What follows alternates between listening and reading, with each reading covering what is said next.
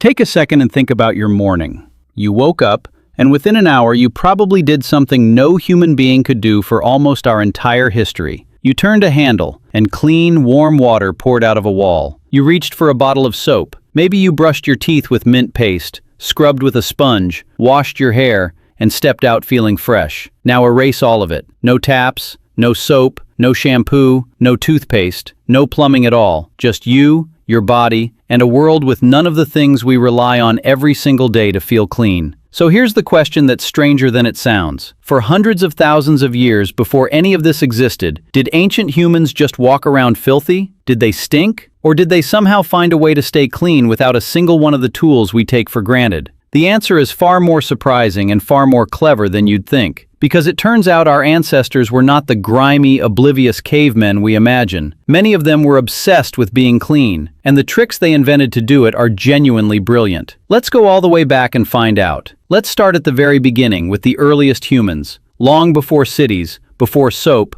before anything. For our most ancient ancestors, staying clean meant one simple thing: water. A river, a lake, a stream. The same instinct you feel on a hot day, the urge to splash into cool water, is ancient beyond measure. Early humans bathed in whatever water they could find, and that alone did a lot, rinsing away dirt, sweat, and dead skin. But they may have gone further than just splashing around. Watch animals in the wild and you'll see them grooming constantly, picking through fur, scratching, cleaning. Our early ancestors almost certainly did the same for each other, removing dirt, insects, and tangles. Cleaning wasn't just about the body, it was social. It was a way of bonding, of caring for one another. To clean someone was to show you valued them. And here's something that might surprise you. Even without soap, humans discovered that the world was full of natural cleaners, if you knew where to look. There's a plant called soapwort. Crush its leaves and roots in water, and it produces a gentle, natural lather, because it contains chemicals called saponins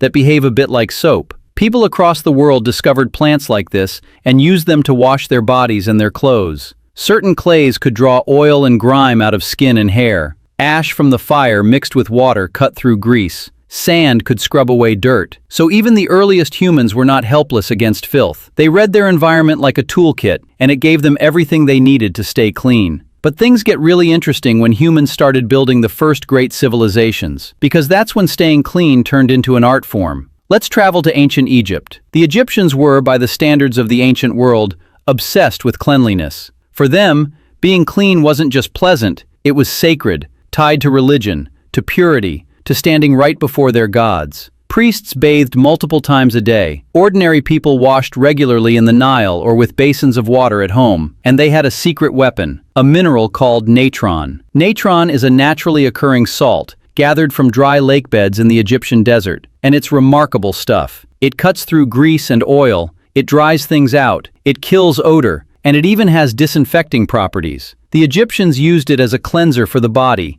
as a kind of early toothpaste, and to wash their clothes. Here's the wild part. Natron is the exact same substance the Egyptians used to preserve mummies, to dry out and protect the bodies of the dead. So the same mineral that kept a pharaoh's corpse intact for thousands of years was also what ordinary Egyptians used to freshen up in the morning, a substance for the dead and the living, both. The Egyptians also cared deeply about smell. They crafted perfumes and scented oils from flowers, herbs, and resins, rubbing them into their skin, which in the desert heat kept them fragrant and protected their skin from drying out. Cleanliness in Egypt was a full ritual, and they were extraordinarily good at it. Now let's travel north, to ancient Greece, and to one of the cleverest cleaning tools ever invented. The Greeks connected cleanliness with something deeper: beauty, discipline, physical perfection. Their athletes trained naked in places called gymnasia, and after hours of exercise they were coated in sweat, dust, and oil. So how did they clean it all off? With no soap. They used a tool called a strigil. Here's how it worked, and it's genuinely brilliant. First, they rubbed their entire body with olive oil.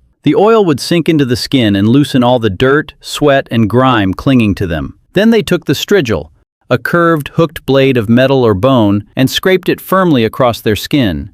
As it dragged along, it pulled off the oil, and with it, all the dirt and dead skin trapped inside. Scrape, wipe, repeat. It was exfoliation and cleansing in a single move. Oil in, scrape out, and you're clean. No soap required. The strigil was so central to ancient life that archaeologists have found them buried in graves, laid beside their owners for the afterlife, often paired with a little flask of oil. To an ancient Greek or Roman, the oil flask and the strigil were as essential as a toothbrush is to you. Which brings us to the Romans, who took this idea and turned it into one of the greatest cleaning cultures the world has ever seen. The Romans were serious about being clean, and they built their entire society around it. They constructed enormous aqueducts, huge stone channels that carried fresh water across vast distances straight into their cities. And at the heart of Roman life stood the public baths. These weren't just places to wash. A Roman bathhouse was a spa, a gym, a social club, and a community center all in one. People went there to exercise, to relax, to gossip,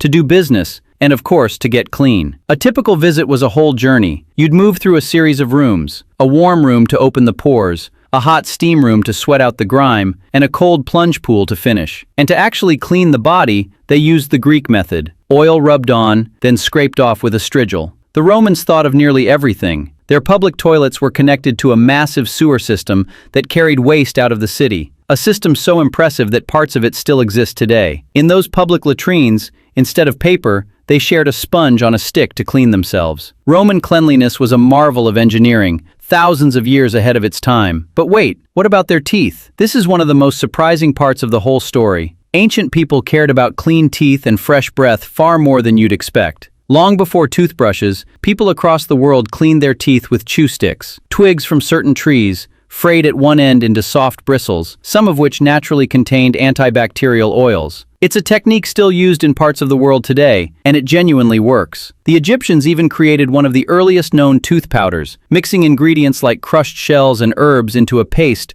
to scrub their teeth clean. And then there's the strangest teeth cleaning method of all, one the Romans used, and I promise this is real. Some ancient Romans cleaned their teeth and whitened them using urine. Yes, urine. It sounds disgusting, but there's actually a reason it worked. Urine contains ammonia, a powerful natural cleaning agent that really does whiten and remove stains. It was so valued that it was collected, traded, and even taxed. So the next time you complain about your toothpaste, just remember, it could be far, far worse. So let's step back and answer the real question. Did ancient humans stink? Honestly, sometimes, yes. Without modern soap and daily showers, the ancient world certainly had its share of body odor, and standards varied enormously.